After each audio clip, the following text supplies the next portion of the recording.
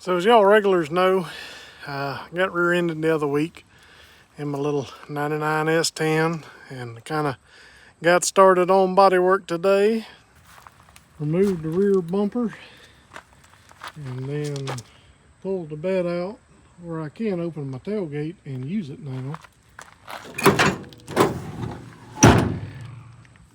Just like it's meant to be.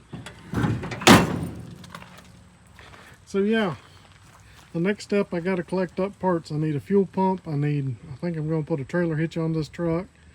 And I need shocks.